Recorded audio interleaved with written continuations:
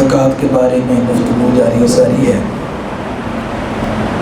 انسان خطا کا پتلا ہے، غلطیاں کر لینا انسان کے لیے ایک معمولی سا کام ہے، مگر اس پر ہٹ دھرمی ہونا یا اس پر اکڑ جانا، ڈٹ جانا، یہ انسان کے لیے مناسب نہیں ہے۔ باقی رہی بات زکوٰۃ سے جہیز دینے کی، اس کی دو صورتیں ہیں کہ اگر بیٹی کے پاس پہلے سے کوئی مال نہیں ہے یا اتنا مال ہے کہ جس پر زکوٰۃ لازم نہیں آتی، تو اس کو چند چیزیں ایسی لے کے دی جا سکتی ہیں۔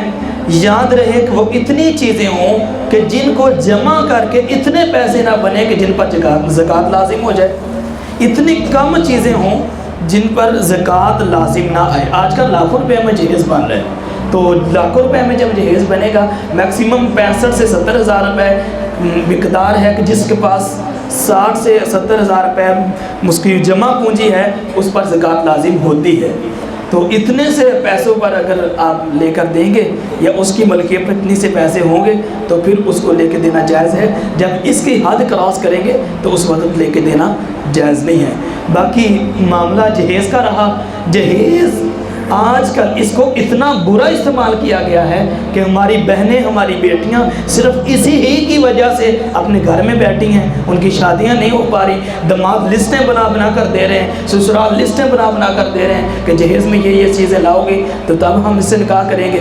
اگر نہ بھی لسٹیں بنا کر دیں تو پھر جب شادی ہونے کے بعد بیٹی اپنے گھر جاتی ہے، سسرال میں گھر میں جاتی ہے، تو پھر اس کو تانے سننے کو ملتے ہیں کہ بھئی لائی بھی کیا ہو اپنے گھر سے، صرف اپنا منہ اٹھا کے آ گئی ہو اور یہاں گھر میں بیٹھی دیکھو جیسے باپ نے سونے میں تول کر دیا ہو۔ اس طرح کی باتیں بیٹیوں کو سننا پڑ رہی ہیں۔ اس طرح سے جہیز کو استعمال کرنا یہ معاشرے کے لیے لعنت ہے۔ عزیز دوستو، اب رہی بات دوسری، زکوٰۃ کیسے دیں گے؟ جتنے آپ کے پاس پیسے جمع پڑے ہیں، جتنا سونا پڑا ہے اس کی قیمت لگوائیں، جتنی اور چیزیں پڑی ہیں اس کی قیمت لگوائیں، سب کو جمع کر لیں۔ اب جتنے لوگوں سے آپ نے پیسے لینے ہیں ان کو بھی ایڈ کریں۔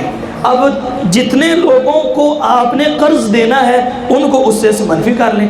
جب بقیہ رقم جو آپ کے پاس اخذ ہوگی، جو بقایا رقم بچے گی، اس کو آپ نے ڈیوائیڈ کرنا ہے 40-40 کے ساتھ۔ کیلکولیٹر پر آپ اپنی بقیہ رقم لکھیں گے، ہر رقم کو جمع کر کے جتنوں سے لینا ہے اس کو بھی جمع کریں گے، جتنوں کو دینا ہے اس کو مائنس کریں گے، جو باقی رقم بچے گی اس کو آپ نے 40 پر تقسیم کر دینا ہے۔ جواب جو آئے گا اتنی آپ کی زکوٰۃ بنتی ہے، آپ اتنی زکوٰۃ دیں گے۔ اللہ پاک ہم سب کو زکوٰۃ ادا کرنے کی توفیق نصیب فرمائے۔ نہ دینے والا سخت گناہگار ہے، اللہ کی نافرمانی کو مول لیتا ہے۔ نبی پاک صلی اللہ تعالی علیہ وسلم نے ارشاد فرمایا، جو بندہ زکوٰۃ نہیں دیتا اس کا مال ایک گنجے سانپ کی شکل میں، جو گنجا سانپ ہوتا ہے وہ زیادہ زہریلا ہوتا ہے، اس کے زہر کی وجہ سے اس کے سر پر بال نہیں ہوتے، گنجے سانپ کی صورت میں اس کے گلے میں لپیٹ دیا جائے گا اور وہ اس کے ہونٹوں سے کاٹ کر کہے گا، انا مالک، میں تیرا مال ہوں جس سے تو نے زکوٰۃ نہیں دی تھی، آج اسی کی وجہ سے تو ہلاک ہو رہا ہے۔ آج ہم مال کے نشے میں، روپے پیسے کے نشے میں، دولت کے نشے میں آج ہم اتنے دھد پڑے ہیں کہ ہمیں دین کی سمجھ نہیں آ رہی، ہمیں فرمان مصطفیٰ کی سمجھ نہیں آ رہی۔ اتنا آپ اس معاملے کی نوعیت کو سمجھیں کہ ایسی معمولی سی بات پر ابو بکر نے کہا رضی اللہ تعالیٰ عنہ کہ ہم ان کے ساتھ زکوٰۃ کے نہ دینے والوں کے ساتھ جنگ کروں گا، یہ دن معمولی سی بات پر کہہ دیا۔ آپ حاکم تھے وقت کے، آپ امیر المومنین تھے، اتنی معمولی سی بات پر اتنا کریک ڈاؤن، اتنا سختی کا معاملہ کرنا یہ سمجھ میں نہیں آتا۔ اگر آپ نے جنگ کی ہے اور فرمایا کہ جو اونٹ دیتا تھا رسی نہیں دے گا، میں اس کے ساتھ بھی جنگ کروں گا، تو اس بات سے ہمیں یہ سمجھ آتی ہے کہ زکوٰۃ کا معاملہ کوئی عام نہیں ہے۔ زکوٰۃ ایک اہم معاملہ ہے، زکوٰۃ ایک فرض ہے، زکوٰۃ اللہ کا حق ہے۔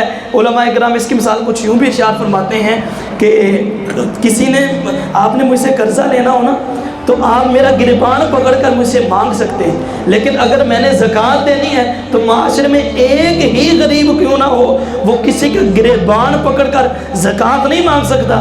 کیوں کہ وہ حق اللہ کا ہے۔ اللہ نے اپنے غریبوں کو ایک وکیل بنا کر کہا ہے کہ ان لوگوں سے زکوٰۃ وصول کرو اور تم ہی رکھ لینا۔ جب اللہ کا حق نہیں نہ کوئی دیتا، اللہ کے ساتھ جو بندہ اکڑتا ہے، جو اڑائی کرتا ہے، تو پھر وہ اپنا جان خود سمجھ سکتا ہے۔ زکوٰۃ کے معاملے میں آپ کو جو ہے نا وہ کاہلی اور سستی کا شکار نہ ہوں۔ اللہ پاک ہم سب کو اس کی اہمیت سمجھنے کی توفیق نصیب فرمائے، اس پر عمل کرنے کی توفیق نصیب فرمائے۔